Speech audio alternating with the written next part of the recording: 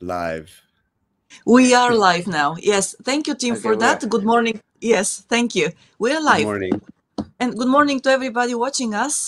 This morning it is Wednesday, December 4th, and we have the pleasure of welcoming James Scott Brew today, who is an architect here in Japan, working for one of the biggest corporations in Japan. Good morning. Good morning. It's Hey, it's hello. Kaya. It's morning, Yes. Kaya. Good morning, Kaya, Kaya. you're my only fan. You're my only fan. Don't That's do what I that. heard. Don't. Yes. Right. Shh. And Ah, so today we're going to talk about retiring in Japan, something that is really a hot topic right at the moment and Mm. that many people would love to know more about. James has been thinking about it and working on it. Probably, yes, he will give us more details. And of course, Tim and I, we can share stories from our lives and also the acquaintances and friends we have who have retired here in Japan, who we have worked with. So, but before we start with the real conversation, I would like to give a brief thank you, but a very deep one, to our first sponsor, Kanchu, Kanagawa Chuo Jutaku. You can find them online at kanchu.com. They offer services in the field of real estate. If you want to buy or sell property in Tokyo and Yokohama, you can contact James Howell at james@kanchu.com. Please do not hesitate to do that, and you'll have your project carefully thought over and thought about, and you can also work and get the best of it. Okay, thank you for this. And James, well, I would like to talk about once again retiring in Japan, and it has been a hot topic, but also a painful topic for many people here because the Japanese, let's say, business culture, managerial systems, they actually do not follow closely. Let's say the legislation that says that people in Japan can, or they should retire at the age of 65. They can Mm. work actually until the age of 65. But maybe you can share your own experiences with us and tell us why this is a topic that is so close to your heart at the moment. Well, it started, I think, for me personally, it started when my company started to reduce salaries and basically kick people out of being, what do you call seishain is in English is what, permanent status? Is that Permanent permanent? yeah. status employees, Status? yes. And so it was a shock and horror to me. And I spent a great deal of months researching what is this about? And I couldn't fathom the idea of people talking about sort of forced retirement when we have a country with every day there's 400 less Japanese people in Japan than the day Hmm. before, every Right. single day. So that's 12,000 less Japanese workers every single month, or people, if you will. Hmm. But but why would you do that? When I had read research then shortly after knowing this was the case in Japan that most Japanese people want to work past age 65, Yes. even beyond 70, many of them. Hmm. So why would that be Yeah. a thing? Like what is the why is this a thing? And so I put together a pretty powerful 13 slide deck after Hmm. a lot of research and careful story design and crafting. And then I made sure every single person I knew at my company got a copy of it. And Great. Yeah. and in a matter of about in Japanese time, what's Japanese time? Japanese time about a year, the Hmm. policy was changed and they immediately restored people who had been kicked out like me back to Oh. seishain after 2 years of 50% salary reduction. Hmm. And which means I worked for a year for free. So if you think about Yeah. it, Yeah. and Right. Yeah. Yes. Yeah. and yeah, so the policy changed. I'd like to think it's because of me, but of course I don't believe that. But I heard later that something like 40% of people that were in my same position turned Hmm. 60 and were suddenly, well, either they may have been shocked or surprised, or maybe they knew. Um, but felt the same way as I did, that this is ridiculous. It's ridiculously young, first of all. Yeah. Well, we'd like to think so, and or I'd like to think so. And I think that they just really probably love their work. And if you do love what you do, then you never work a day in your life, right? And so Right. why would this salary reduction and this whole forced sort of exodus from the company happen? And Yeah. at the same time, I had a senior mentor who's now officially retired, who kept introducing himself at meetings for 5 years as retired, but he was coming to work every day.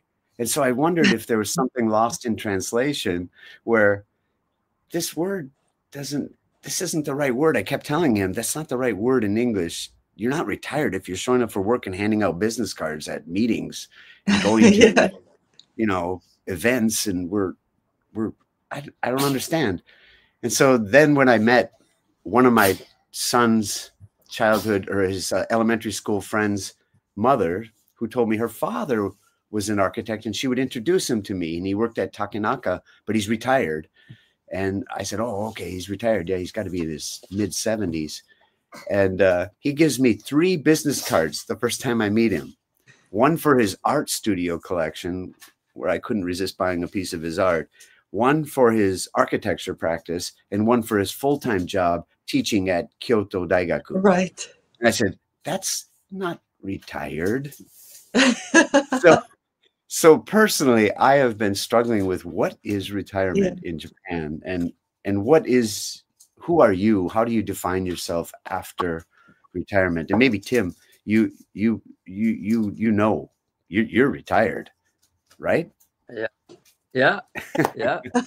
Yep. So I don't know. Maybe you have experience or opinion or a feeling that this transition from your work to something else. Yeah. I Yeah. personally cannot say. Okay, please go ahead, Tim. No, go ahead. Go ahead, Maya. No, because you're. Sorry, I was trying to fill the gap. Yeah. I, what is retirement in Japan? That's a good question, because it seems like it's okay. You're no longer a seishain. That seems like the definition to me. To them, and my case is different than yours. One, I was self-employed, and 2, I chose to retire. And but I've told Maya many times, basically, I just don't want to travel anymore. I just got sick of traveling. I love my work. I love my job. But if I was rich, I would have done it for free. You know what I mean? If I was a wealthy guy, I would have done this stuff for free, which is kind of what I'm doing with Maya. Like this is my fix. This is, I'm not getting paid for it, and I'm not asking to get paid, but I still enjoy interfacing Japanese with non-Japanese people. I like teaching people. This gives me one avenue to do it, and my everyday life here also allows me to do it on a personal everyday level. So I don't miss the content of the work. It's just that I'm not getting paid now for it. However, and I've said this before, if a really fun job dropped in my lap and I didn't have to travel, then just for the fun of it. So I'm in a different space than you are, and also I don't mean this in a positive or a negative way, but I don't tie my identity to what I did.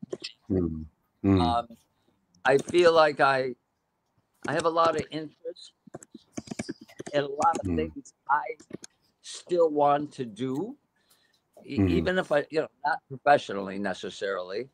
So it was easy for me, right? But if somebody spends their whole life working for something and it's a goal and they really love it, then being told you have to retire, that would bug. That would, but my personality is like, okay, well, screw you. I don't need you. That's how I am, right?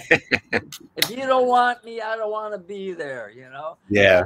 I guess that's how I rationalize it in my head. You know, it's the defiant guy inside me, right? Yeah. So, for what it's worth. Yeah. That's all really insightful and interesting. I don't know. I this isn't, there's not, how to say, I was telling my wife, I don't know if there's any comparison. I've never worked anywhere but an architecture firm since I'm trying to figure out if I was actually still 17 when I got my first job in architecture, but it was once I had finished one semester of college and I put some drawings under my arm and I walk into an architect's office back in Wisconsin, northern Wisconsin, just across the bridge from Duluth, Minnesota. And there was no advertisement in the newspaper for a job. There was nothing. I was just this shy kid and walked in and they hired me on the spot for like $2.65 an hour. And so I was 17, late 17 or early 18-year-old kid. And I never stopped working there or anywhere in architecture since then. And so defining myself as an architect, as you said, that you didn't, define yourself by your work. I feel like licensed engineers and practices, whether you're a hairdresser, a licensed architect, or a licensed engineer, or a licensed doctor, or a licensed lawyer, or a licensed, and you stay in that licensing profession, it's very hard to not define yourself by that. A real estate agent would apply as well. And anything where you kind of, you sought that achievement you mentioned, and then you secured it and you locked it in, especially, well, maybe not especially, but I never thought about not being an architect. I guess I thought I'd die in one of those crazy bike accidents that I've had or something, so I wouldn't have to deal with this moment of retirement facing decisions. So I don't know. That's just sort of where I'm at. So I'm in an exploratory stage. Right. Well, yes, I wanted to say that I don't have the experience yet of my personal experience, but when I was working with my previous employer, so my coworkers there, quite a big portion of them were around their 60s or just before their 60s, and many of them were at a crossroads. Because basically what happened was that their companies, so they were dispatched to the organization they worked for, and their companies, they had the internal regulations that the employees could work only until 60. With their full salaries and, permanent employee status and so on and so on. And many of them were actually looking for something to do after they officially retired from those jobs. So some of them were happy and lucky enough, to continue working until 65. But I also have to say that there are very few people. I worked in the travel industry, and very few people were actually allowed to work after 60. So they had to find something else. And of course, those who were at, had higher status positions, they would be sent by their companies to organizations that would allow them to work until 65. Of course, their salaries wouldn't be as high as before, but they wouldn't be as low as 50% of what they received before. So it was a compromise for everybody at that point of time. I also found, in some organizations there, if you were really high up in the hierarchy, you could continue working until even 70. And sometimes after 65, actually, your salary would be reduced to 50% of what you received before that. But it's really difficult. It was difficult. I think that times are changing at the moment, and it is thanks to people like you, James, who put the envelope. No, because I think it is. Really, I'm not trying, to compliment you or whatever, but I think that more companies are actually realizing that the human resources they have and they try to retire at the age of 60 have still so much value, and they can contribute still so much to the company because of the experience they have, because of the networks they have, because of everything. And it's like telling them, just go away. We don't care about, those years you spent with us and all all the things you know and you can do. So the Yeah. situation is changing nowadays too. But To I that think to that that is point. No, I'm sorry. yeah.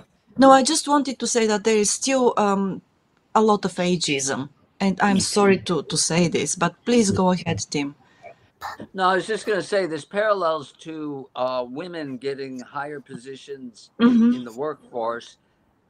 A long time ago, I predicted wrongly that Japan would change not because they wanted to, but because they had to, and Mm. that people are talking about, oh, we'll import foreigners to fill these Yeah. positions, and my logic always was, wait a minute, 50% of your population is not being used, and they all speak perfect Yeah. Japanese and understand the Yes. culture, Yeah. and they're highly educated, you know, and you're just Mm. pretending they don't exist. Mm. And so I Yeah. thought, Mm. out of necessity, that they would change, and they haven't. It's almost like a boiling Yeah. frog, the frog in Um. water, and it's Yeah. Yeah. happening so slowly that Right. nothing is prompting change almost. You know what I But mean? still, Yeah.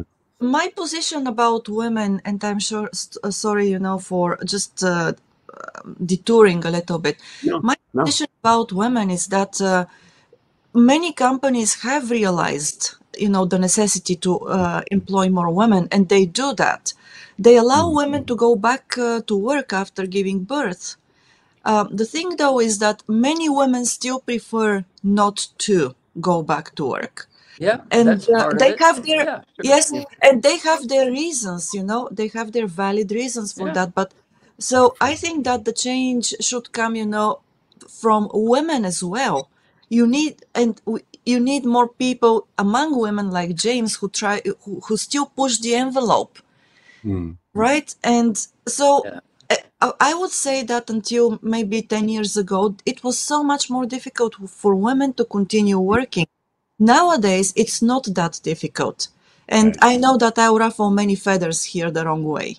You know, I know that. But sorry, I have been through the system. I pushed the yeah, Mm. envelope, and I know that Yeah. it is really important for everybody to push the envelope, because if there are people who want to work and there are more of them, the system will change. Right. Yeah. So, I agree.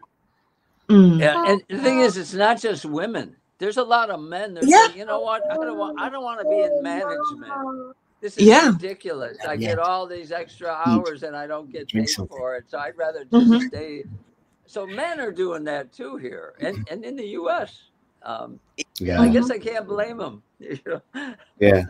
No, I you think. cannot blame them. No, I Yeah, don't blame anybody for not pushing the yeah, envelope, because at the end Right. of the day, it's their choice, and everybody has the right right, to make their choices, right? yeah, But you cannot blame it only on the system. So Yeah. it's of course these are interconnected things, So things Yeah. are changing very slowly here. And once again, we have talked about this before, but we need examples, of course, people who want to work, who set an example. And also we need, what's that, role models, right? Mm. So, Mm. and Mm. those roles, the number of the role models actually increases, but it increases at a much slower pace than it increases in other parts of the world. Yeah. yeah, Do you know Yoshie Komura-san? She Uh, has the company Work Life Balance, I think, here in Tokyo. mm, When I first moved here, I somehow stumbled upon her TED Talk and reached out to her, only to find she can't speak English. But but that's okay. One of her staff was bilingual, and we met, and I was really impressed by her story. And you should look up her TED Talk, Yoshie Komura-san, and okay. I think I'm saying it right. And anyway, it's in both Japanese and I think there's an English overdub. But it's this story about how she, kind of came home from the hospital with her second baby in her family, and her husband had just assumed she won't be working, and she had assumed I'll be going back to work very soon. Yes. And this conflict was just a shock to them, like both. They were both shocked at the other. And it's a great story because it all ends well, but after a little bit of readjustment by the male in the house, um, Yeah. reimagining of the future. she went right back to work and continues her work with companies across Japan in measuring and increasing their performance by reducing work hours and by improving work-life balance at companies in whatever ways that means from a consulting standpoint. So I just Yeah. found the work fascinating and quite interesting, and certainly this is a lot of what my architecture work is related to, is this stuff that's sort of on the periphery, like health and wellness in the workplace. You go, what's that about? Exercise equipment? No, nothing to do with that.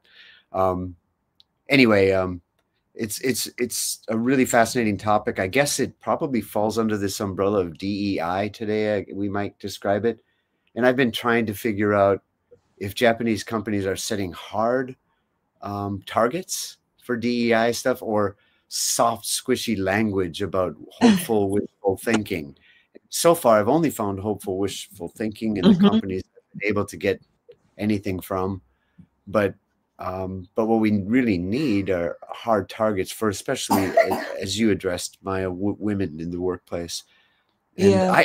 I was just personally pleased when I met a woman at Nikken when I joined the first day, and she was pregnant, and very obviously, and then when she left to have her baby, I assumed we'd never see her again, and suddenly she pops up back at the same desk 2 years later, and I'm like, wow, you came back, this is great. And she said, basically, I never left, just a leave of absence. And I was like so pleased that, because I had thought maybe Japan just pushes people out after they have a baby and want to stay home, and I was really pleased that we weren't doing that, and we were taking care of Yeah. people and recognizing that, they probably do want to work again, so Yeah, but it gives me hope, and I believe that because yes, some people do want to work again, and your mm, company, the company you work for, mm, has set up the necessary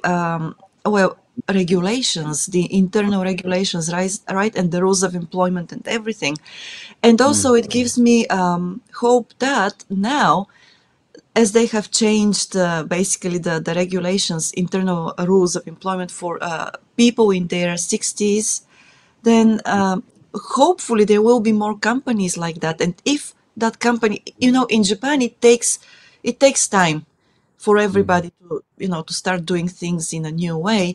But once the big companies really start doing that, they lead by example, and mm, sooner or later others follow. mm, And it's interesting also to me because, for example, we have politicians, right? In business, up until now, yeah. So there is no retiring age for politicians. I have heard that if there is any retiring age for academics, it's really quite late, maybe 70s or 80s, probably depends mm, on the university. But mm, yeah, we need to work basically also to have these limits pushed mm, also in business, because once again, mm. I mean, 60 is such a young age. I'd Especially like to think now. so. Yeah. Yes, especially Especially now. now. I Yeah, remember. people are healthier. Yeah, Yes, Mm, yeah. I Should remember be. when I was, yeah. No, just a brief story. When I was in Hokkaido, so I ran in 10-kilometer marathons.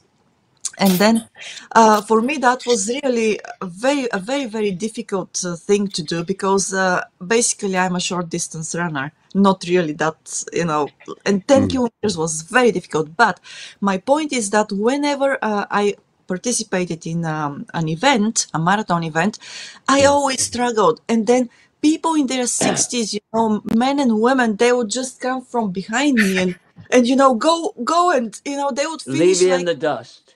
leave me in the yeah. dust. Yes. And I was like, oh, I'm just, I'm in my 30s, and what's this? How can these people? And my thinking was really ageist at that time. I'm sorry. I Mm. apologize for that. I thought, Absolutely.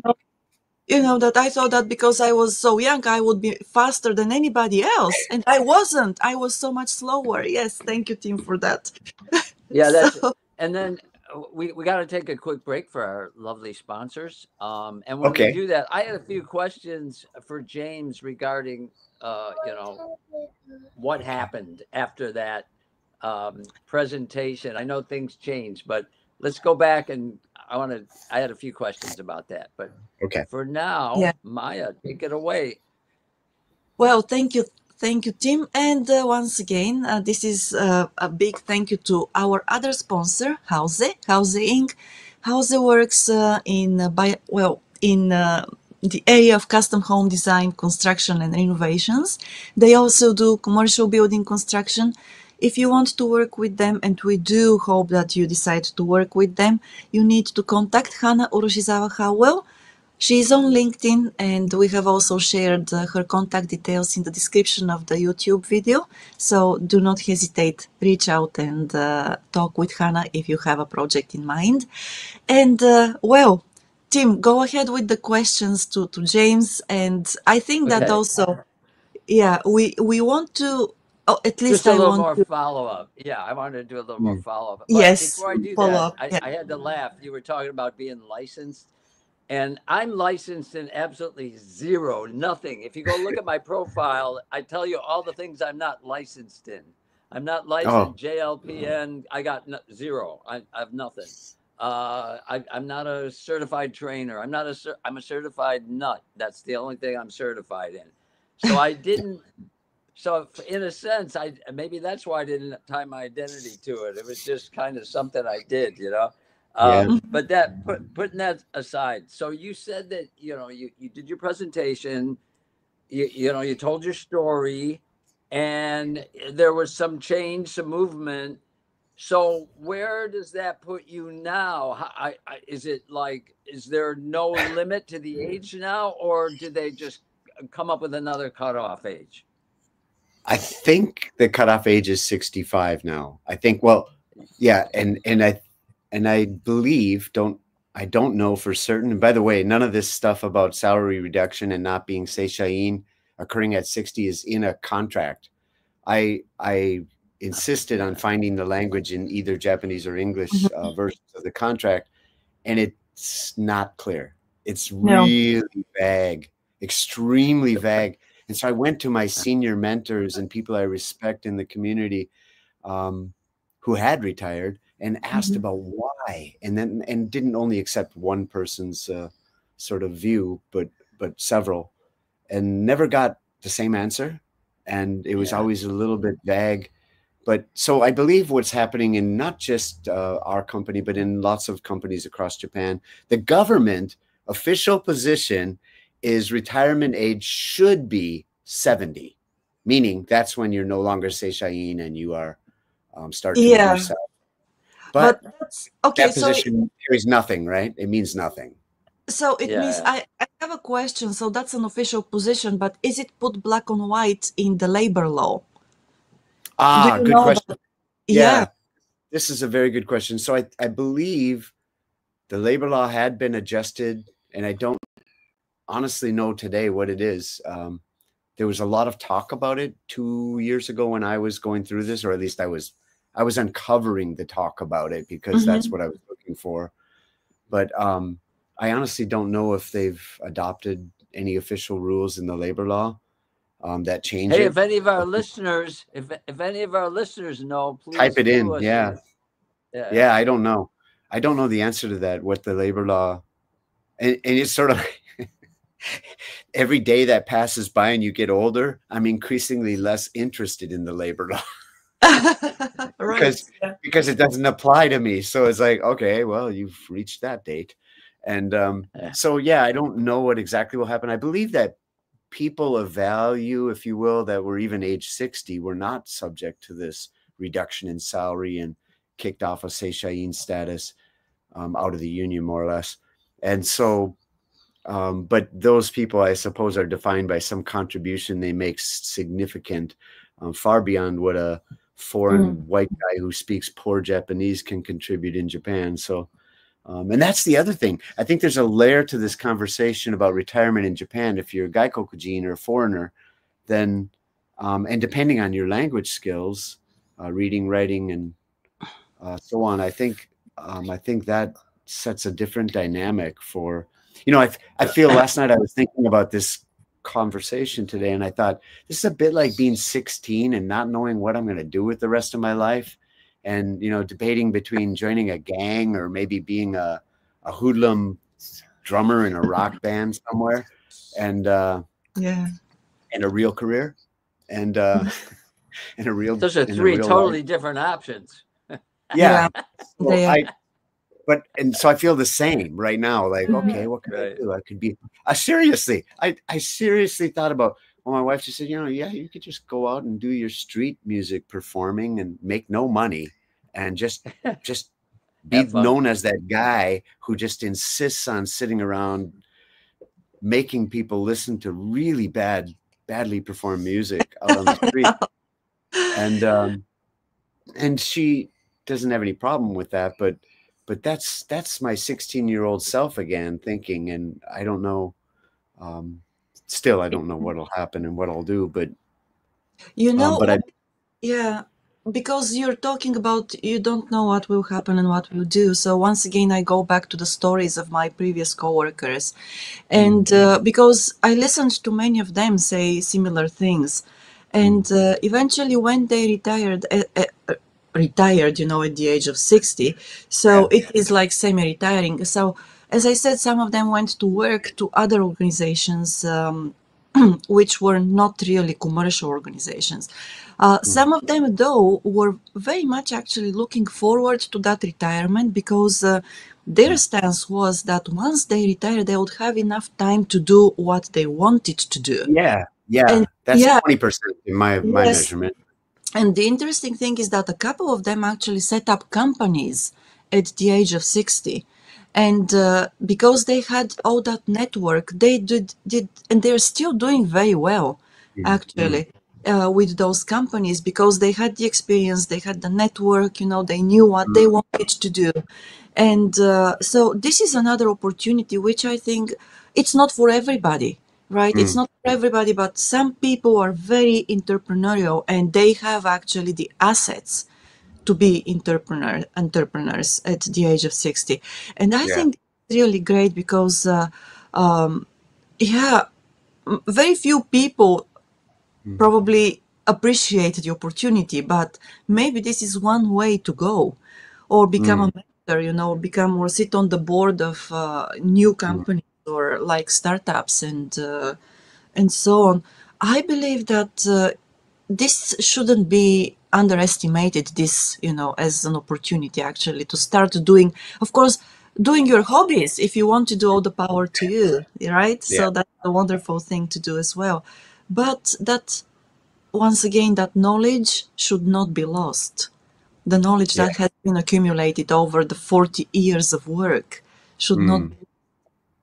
Yeah. Interesting. Yeah, I think one of my colleagues told me after the present, and by the way, to be clear, I never delivered that presentation like in front of anybody. I just gave it to everybody and Mhm. finally got someone in HR to translate it to Japanese, and it was delivered to the highest level of management. But what was I going to say? Something you said But about op- my research with the colleague was about, he said 40% of the people at the company feel like I do, like offended and are just outright angry and just going to fight back with everything they have. And I didn't think about what I was supposed to be doing for work every day except this. That's all I thought about for 6 months. Maybe they'll hear that now and fire me, but 40% also felt kind of shogunai, like just like, huh, yeah, I guess that's what Yeah. the rule Oh, is, yeah, and then yeah, 20, that's the rules. 20% were, as Maya described, really excited about the opportunity to do something else. And that actually speaks to this spectrum of engagement. There's a talk I do about health, wellness, and productivity in the workplace. And it's about cognitive productivity and so on, but it starts with this spectrum of people that I think Gallup does a poll every year, and you can find it online somewhere. I believe it's every year, and it's hundreds of thousands of people around the world from dozens and dozens of countries about their measuring their engagement at work. And engagement can be measured in several different ways, about general feelings of happiness at work, and do you have a close friend at work, and this way and that way. And essentially, worldwide, 2/3 of workers are disengaged on a spectrum from, if they fired me today, I'd be so damn happy it would be the best day of my entire life going forward, to, I think I'll work from home today. I don't feel like going to the office. But they're still engaged. They still, yeah. So that level, those levels of engagement, or that feeling people have when they go to work, clearly affect this way you feel about whether it's forced retirement or welcomed retirement, or I have a plan for retirement, or I have no plan for retirement.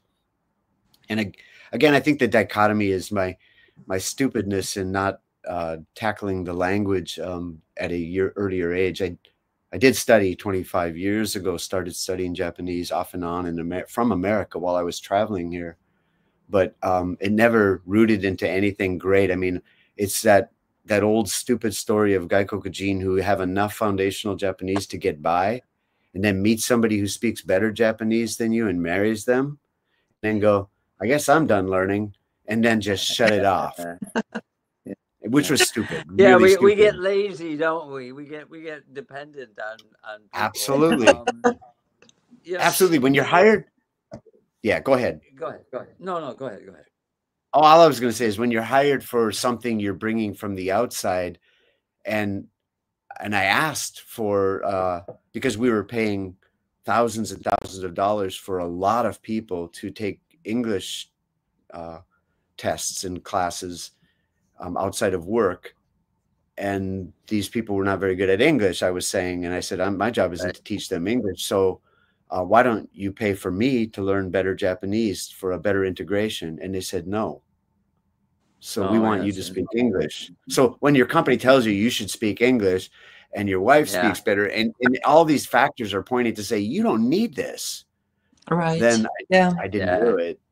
And I became that guy in Japan that I used to resent when I'd come here and they'd say, yeah, I've lived here 10 years. Oh, Nihongo ga jouzu desu ka? And like, is it really good? Like, you must be really good at Japanese. And they would say, oh no, I've never studied. And I would go, what an a-hole. You know? Right. Well, and then I became that guy. Yeah, well, it happens. I mean, if you don't see the need, it's really difficult to find motivation to improve. So we've got a comment from Luke McDonald. He writes, Japan's labor law requires companies to set a minimum retirement age of 60 years old. After that, companies must employ employees until 65 and then make an effort to provide employment opportunities until they are 70. This is regardless of industry. Yes, this is so indeed. Make an effort. Make an effort. That exactly. Pretty fuzzy to me. Yeah, and also by this. Yeah, also by this law, it is once you hit 60, the company can employ you until 65, but they usually employ you on 1-year contracts. Yeah. So you have to renew your contract every year, and the company can kick you out, actually, saying, I mean, they don't do that. The Japanese companies don't do that once, they continue. But of course, they still have this, door they can kick you out of by saying that, okay, so this is a very hard year for the company, very hard year for the industry, or you haven't performed well, and so on. And people would usually say, shogunai, yes, I'll take the hit.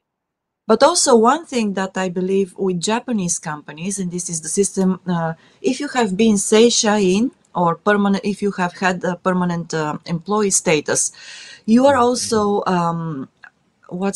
you're granted pension allowance. Oh. Right. So when you retire, you can retire at 60. And usually that's basically, you get that allowance when you retire at the age of 60, when your status of permanent employee is over. So you're given, some pension allowance by the company. And depending on the industry, depending on the company, this, the amount of money you receive at retirement varies, but still, this could be really something that can help you once again, think about other possibilities, like opening your own business, or just spending time doing your hobbies, doing this or that. So once again, my previous employees, many of them were looking forward to receiving that pension allowance actually, and doing things. But I also wanted to say one thing, because of well, the time they spent working for their companies and in the industry. Once the people who set up their own companies, they actually went back to those companies and said to them, okay, now I have my own company and I'm doing this and this, and if you need a contractor, I'm here. And many of them got their first jobs actually from their previous employers. Yeah, Right. that's nice. So, yeah, which is also another thing which I don't know whether it works this way in other parts of the world, but in Japan, it usually works like magic. So it's Yeah. a, you know, yes, a good stepping stone to actually develop your business if you want to do that, of course. Yeah, I also know young people who've left their jobs in Japan, and then the first thing they started doing was the company they left hired them on Mhm. a contract basis as an outside contractor Right. to Yes. do the same job they were doing in the office. Hmm. So that can happen as well. But Yeah. yeah, that's great. That's good on them for being able to access that. That's Hmm. wonderful. Yeah. But Um, also I it have a tells, question. yes, go ahead, I, Tim. yeah, James. So your company hires you, and they don't want you to learn Japanese. You mm, obviously have credentials in the architectural field, so I mm. understand that they would see value in that. What value do you think they saw in you to bring you in, but not have you have to learn Japanese? Like what in their mind? What was their? How are they framing your value package when they brought you in? Boy, I'd love to know that. I was just telling my wife after a social gathering, I was hosting 30 architects from the Netherlands visiting Japan recently, and during I invited some people who have actually retired to come back to attend the gathering, just the social function after the presentations. And one of the other gentlemen who was present when I was hired um, told others there, to my surprise, that he recruited me, and I'm like, "Oh, really?" So I didn't know that. That's great and Yeah, wonderful, but I'm guessing it was the work I had done in America, but I don't know that that sustains itself forever, right? I feel like you have to look for ways, and as we all do in our work, to find new ways to bring value to what you do. right. So I think I've evolved in a little bit. I think they maybe hired for the pedigree, as you say, or whatever the stupid certifications or building design work that has been done in the past, but eventually that wears off, and you got to find something that um, maybe brings value to the company. And maybe part of that evolution for me has been transitioning from training and teaching at work about sustainability and resilience and low energy or zero energy design, zero carbon design, to maybe helping Niken brand itself more Hmm. globally, with particularly with our award-winning projects. So helping to craft the story that shapes what we tell the world in English. Um, so that's been a little bit of an evolution for me, Why and is I'm, that important? Why is that important to your company? Like, do they have an international presence? yeah, What yeah, quite I guess what global. I'm getting at, I'm looking, I'm trying to. In their minds, there was a space to be filled by hiring you. Mm, There was some mm, value they perceived, and I'm mm, wondering, mm, extrapolating from that, is there a hole in the market that you could fill? For example, if you started your own company, or mm, if they eventually push you out, is there hmm. something? Is there a niche that you feel comfortable you could Maybe. fill? And yeah, I think that's why maybe I'm is looking the for answer. opportunity. Yeah, Yeah, partly again, and I feel like the boundary for me, and maybe it's just a self reflection of doubt and feeling like an imposter in this industry my whole life, but I just maybe worry that that there is probably that void and could be filled, but with the limitation of the Japanese culture and language, recognize that then there would be a very limited pool of projects where you could apply an sort of English speaking approach to sustainable design or resilient design solutions. Or you partner with somebody. Yeah. That's probably the best way. Yeah. I love these, and James and Hannah, who you've mentioned as sponsors, I just love their approach to business and what they're doing with their company and how they kind of, and how they think about it, and sort of, and then them personally, like how they think about life. And they have just such a wonderful, I think, partnership, both with their company, but also as a married couple. And I love that their success, and I love their posts. I guess when you follow people's posts, you feel like you know them through their, through what's happening with their posts. So their posts are just fantastic. I told James that once when I first met him. And really wonderful storytelling, wonderful framings and thinking of the lens of James' outside sort of view of why is this important in the Japanese context and culture. He probably learns from the company and from Hana and from others, but then he reframes it back to what I would think as a foreigner in any foreign land. When you see that thing, whatever it was, a void in the marketplace, for example, that someone has with a property, and they fill it, and it's successful, just, I don't know, it's really wonderful. It's just a really good feeling I get from their experiences, a little bit of vicarious living, I guess. Yeah. And sometimes there's a void. Just a quick comment, and I'll let you. Sometimes there's a void to fill, but the market doesn't see it yet.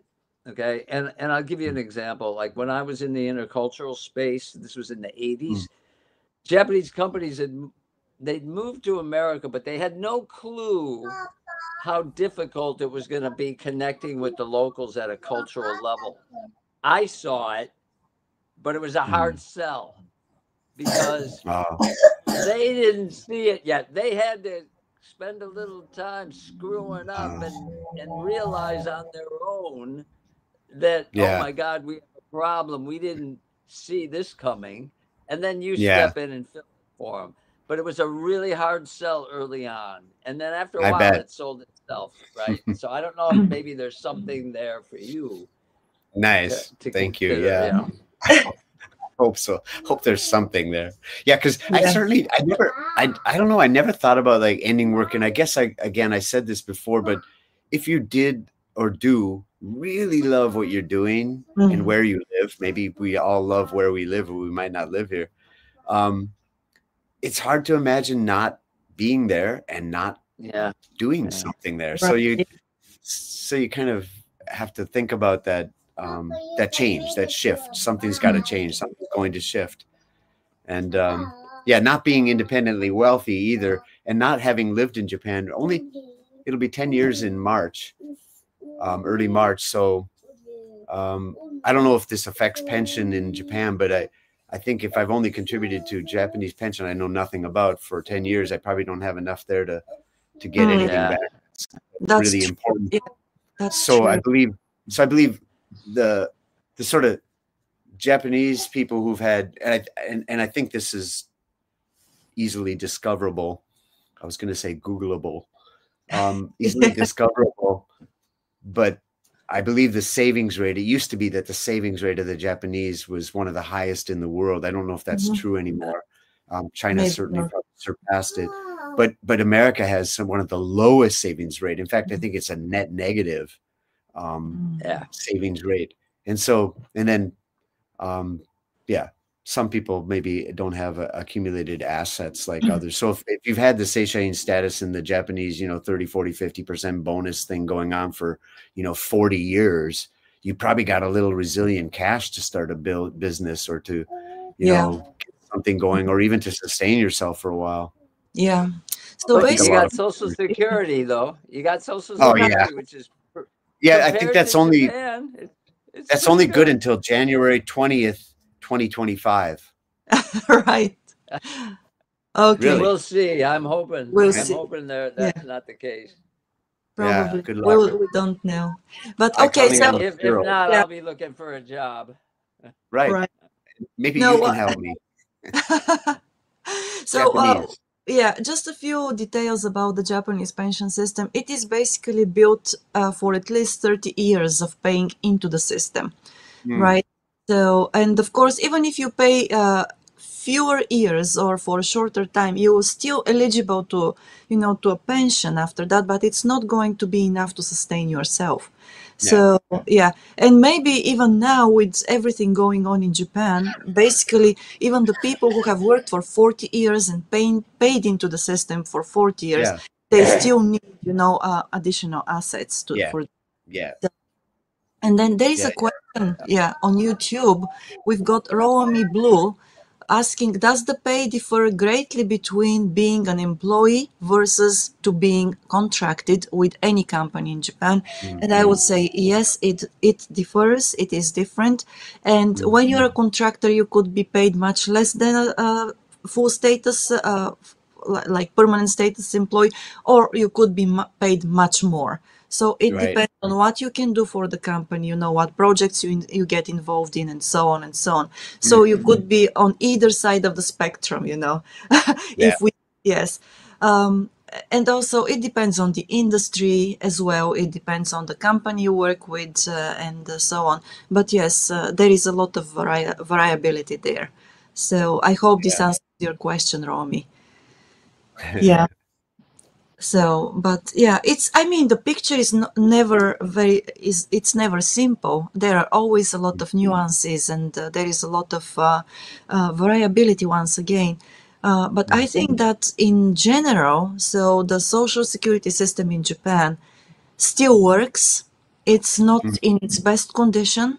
Unfortunately, it probably will require employees to rely more and more on their Mm. accumulated assets, or Yeah. maybe, work even after retirement, which I see many people are willing to do because it's not just because of the financial situation and financial burden, but because, like you, James, you say, if you love what you do, it doesn't feel like work. It's actually, Yeah. it keeps you active, it keeps you Yeah. right, in the Yeah. loop, right? Yeah. So Yeah. I agree. yeah, Yeah. it's important to keep doing what you love to do. Yeah.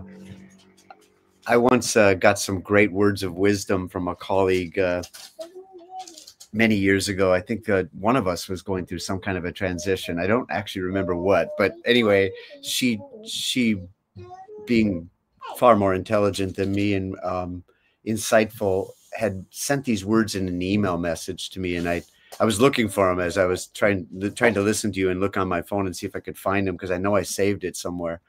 And it was something about fulfilling your passions and your desires. I think you said it, Maya, when you said looking for your hobbies or looking for the things that you love to do when you're not working, and finding a way to make a life with that. And she didn't say make a living necessarily, or maybe she did use those words, but it didn't imply you need to make a lot of money doing this thing. It Right. was more about joy and happiness and finding peace, if you Yeah, will. I You know, think sort of. we're Peace of getting it. mind. Yes, Yeah, it's peace sort of of what I mind. feel like Tim is living. Yeah. I'm trying. Yeah, but I think Ace, that I'm we're trying. getting dude. to a different area here. That area which has been so publicized and probably over publicized in the Western world, Mm. about ikigai, right? Ah, And so once so so. again, yes, a very Yeah. good point you made about your friend who talked to you, that it's not necessarily necessary to make a lot of money and Mm. feel joy of life and Mm. feel engaged and active. It's important for you to have peace of mind and enjoy Agreed. what you're doing. Be with the people you want to be with, and at the end of Yes. the day, not struggle. Right? That. It's funny you mentioned Ikigai. I was going to bring that up today because I had no idea after 37 trips to Japan from America over 18 years, I had no idea, never heard of Ikigai. However, Well, I had me heard of either. even No, though I lived I, until maybe a year or two ago. And I I lived know in what it is, Japan. but it's interesting because I've actually used this in a presentation in Japan. I had made a 3-circle uh, diagram like that, and actually it was about it's what landed me in Japan. That ikigai, which I was accidentally making, landed me in Japan because I had read this thing about finding to do what you love and what the world needs, and can you make money doing it. And I just put it all together, like after my divorce in 2011 back in America, and it all pointed to Japan.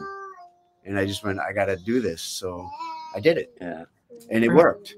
It And it worked. all actually, if I look at that diagram, and that's why I put it up on the slide to share with my staff, I was just sharing to them that this is your system, your idea. And I don't know how many people have one. Nobody has one that I've asked that. Nobody I know in Japan has done an ikigai diagram. Yeah, I think it's been overblown, of course, by the West. It sounds Yeah. like all Japanese have an ikigai.